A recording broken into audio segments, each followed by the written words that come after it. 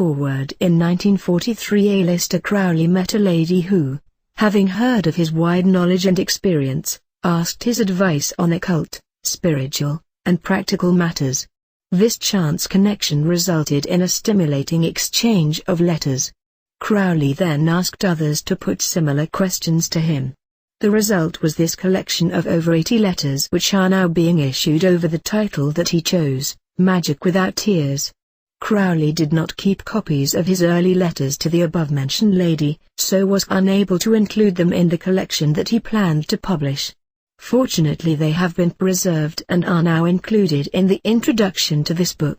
Their original form has been retained with the opening and closing formulae which Crowley used in all his letters. Crowley at first intended to call the book Aleister Explains Everything, and sent the following circular to his friends and disciples asking them to suggest subjects for inclusion.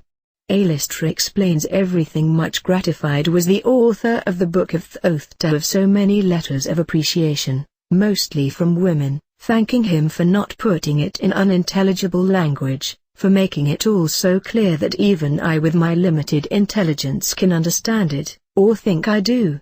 Nevertheless, and notwithstanding, for many years the Master Therian has felt acutely the need of some groundwork teaching suited to those who have only just begun the study of magic and its subsidiary sciences, or are merely curious about it, or interested in it with intent to study. Always he has done his utmost to make his meaning clear to the average intelligent educated person, but even those who understand him perfectly and are most sympathetic to his work, agree that in this respect he has often failed. So much for the diagnosis, now for the remedy.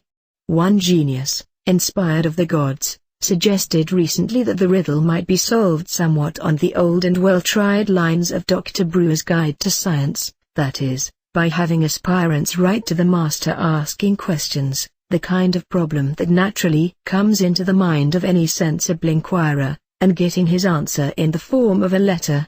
What is it? Why should I bother my head about it? What are its principles? What use is it? How do I begin? And the like. This plan has been put into action. The idea has been to cover the subjects from every possible angle. The style has been colloquial and fluent, technical terms have either been carefully avoided or most carefully explained, and the letter has not been admitted to the series until the client has expressed satisfaction. Some 70 letters, up to the present, have been written, but still there seem to be certain gaps in the demonstration, like those white patches on the map of the world, which looked so tempting 50 years ago. This memorandum is to ask for your collaboration and support. A list, indicating briefly the subject of each letter already written, is appended. Should you think that any of those will help you in your own problems, a typed copy will be sent to you at once.